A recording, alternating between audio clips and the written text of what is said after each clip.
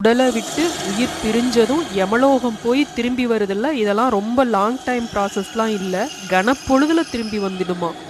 ஆவி வடிவிலான உயிர்கள் சுடுகாட்டுல தங்களோட உடல் எரிக்கப்படுவத சிதைக்கு 10 முழம் உயரத்துல இருந்து பார்த்துக்கிட்டு இருக்குமா. கருட புராணத்தில் மானிடர்கள் உயிர் நீத்தலும் உருப்பெறுதலும் பற்றி மிக தெளிவாக கூறப்பட்டுள்ளது. அதை தான் இங்கே பார்க்க போகிறோம். பூமியிலிருந்து 80,000 காதங்களுக்கு அப்பால் உள்ளது தான் யமலோகம். பூமியில் ஒருத்தர் இறந்துட்டா அவங்களோட உயிரை எடுத்துக்கொண்டு செல்வதற்கு 3 யமதூதர்கள் வருவார்களாம்.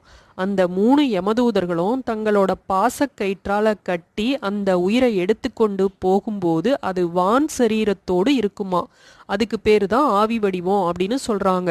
இந்த ஆவி வடிவிலான உயிரை கொண்டுட்டு போய் யமன் முன்னாடி நிறுத்துவாங்களாம். யமன் என்ன செய்வாராம், அந்த ஆவி வடிவிலான உயிரை மீண்டும் பூமிக்கே அவங்க வாழ்ந்த வீட்டுக்கே அனுப்பி வைக்க சொல்லிட்டு 12 நாள் கழித்து தான் முன்னாடி கொண்டு வந்து நிறுத்த சொல்லி உத்தரவிடுவாராம். அதுக்கு 12 நாள் கழிச்சே உயிரை எடுத்திருக்கலாம்.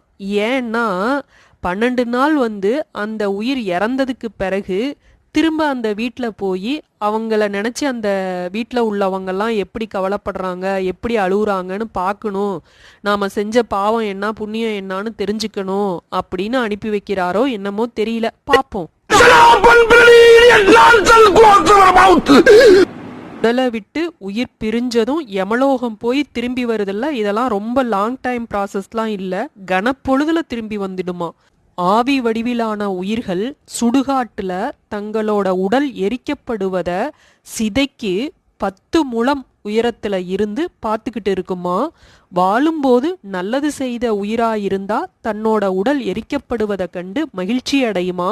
அப்படி இல்லை என்றால் தங்களோட உடல் அழிக்கப்படுவதை கண்டு வருந்தி புலம்புமா. இறந்தவர்களோட உடலை மயானத்துல எரிச்சதுக்கு அப்புறமா 12 நாட்களுக்கு அவங்களோட வீட்டு மனிதர்கள் அவருக்காக பிண்டமிட வேண்டும் அப்படின்னு சொல்லுவாங்க. அது ஏன் தெரியுமா? தூள சரீரத்தை இழந்து யமலோகம் சென்று கனப்பொழுதுல திரும்பி வந்த உயிரானது பசி தாகத்தோட இருக்குமா. அது தான் வாழ்ந்த வீட்டுக்கு போய் அங்க வாயில்ல நின்று, அதாவது நிலக்கதவு கிட்ட நின்று கதறி அழுவுமா.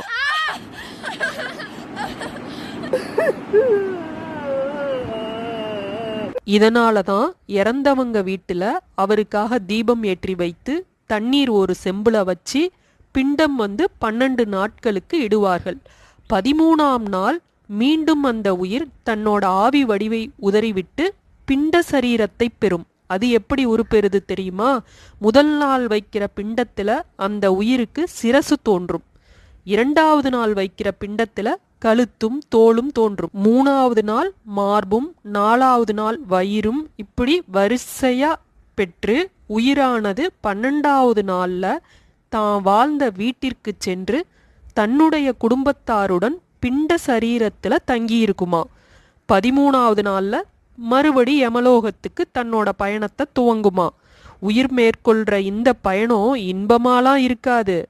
மாறாக சொல்ல முடியாத அளவிற்கு பலவித இன்னல்களும் துன்பங்களும் நிறைந்த ஒரு பயணமா இருக்குமா. நாம் செய்த பாவ புண்ணியங்கள் மட்டும்தான் நம்மளோட அந்த பயணத்துல பயணிக்கும். நாம சேர்த்து வச்ச தங்க நகைகளோ வெள்ளி நகைகளோ வைர நகைகளோ அல்லது 4 ஏக்கர் நிலமோ 40 ஏக்கர் நிலமோ உறவுகள் மனிதர்கள் எதுவும் நம்மளோட வராது. நாள் ஒன்றுக்கு பிண்ட சரீரம் எவ்வளவு தூரம் போகணும் தெரியுமா? 247 காத தூரம் பயணம் செய்ய வேண்டுமா. ஓய்வே இல்லாம ஒரு லாங் டிராவலா மேற்கொள்ளணுமாட்டுக்கு. அந்த டிராவல் ஒரு லாங் டிராவலா இருக்கிறனால பசியும் தாகமும் அந்த ஜீவனை துன்புறுத்துமா. யமலோக பயணம்ங்கிறது நாம் செய்த நன்மை தீமைகளை எண்ணி பார்க்கக்கூடிய பயணமா இருக்குமா. அப்பதான் பூமியில பிறந்த தன்னோட புத்திரர்களை நினைத்தும் தான் அனுபவித்து கொண்டிருக்கின்ற துன்பங்களை நினைச்சும் வருந்தி புலம்புமா. கண் கெட்ட பிறகு சூரிய நமஸ்காரம் செஞ்சு என்ன பலன் அப்படிங்கிறத அந்த பிண்ட சரீரம் அப்பதான் உணரத் தொடங்குமா. நற்பலன்களை செஞ்சவங்க விரைவில் யமலோகத்தை சென்று அடைவார்களாம். தீயதை செஞ்சவங்க 12 மாசங்கள் பயணம் செய்து யமலோகத்தை அடைவார்களாம். மாதந்தோறும் அமாவாசையில் நம்ம வைக்கக்கூடிய பிண்டசோறு தான் யமலோக பயணத்தின் போது அஜீவன்களுக்கு உணவாக இருக்குமா. யமபுரியை அடைவதற்கு முன் எப்படி இருப்பாங்களாம் தெரியுமா? அந்த பிண்ட சரீரத்தை விடுத்து கட்டை விரல் அளவுதான் இருக்குமா. அந்த கட்டை விரல் அளவுடைய அந்த கர்ம சரீரம் வன்னி மரத்துல சில காலம் தங்குமா. பூமியில் வாழ்ந்து கொண்டிருக்கும் காலங்களில் தான தர்மங்கள் செய்து புண்ணியங்களை சேர்த்த ஜீவாத்மாவிற்கு யமபுரியானது அழகுகள் நிறைந்த ரம்யமான பகுதியாகவும் எந்த இன்னல்களையும் அனுபவிக்காமல் இருக்கக்கூடிய பகுதியாகவும் இருக்கும். பூமியில் வாழ்ந்து கொண்டிருப்பவர்களும் இறந்தவர்களை குறித்து பூலோகத்தில் தான தர்மங்கள் செய்தாலும் அதே பலன்களே ஜீவாத்மாவிற்கு கிடைக்கும். எனவே மனிதர்கள் வாழ்கின்ற பொழுது மற்ற உயிரினங்களுக்கு செய்கின்ற உதவியானது திரும்பவும் இம்மையிலும் மறுமையிலும் அவர்களுக்கே வந்தடையும் சிறப்பை கொண்டது.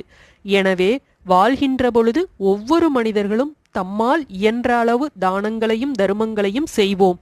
நாம ஒன்றும் கோடி கோடியா கொட்டி கொடுக்க வேணாங்க. நம்மளால முடிஞ்சதை கொஞ்சமாவது மற்றவங்களுக்கு செய்வோம். தேவையானதுக்கு மட்டும் செலவு செய்யுங்க. தேவையில்லாத வீண் செலவுகளை, ஆடம்பர செலவுகளை குறைச்சி அதுல வரக்கூடிய பணத்தை மிச்சம் பண்ணி அந்த பணத்தை மற்றவங்களுக்கு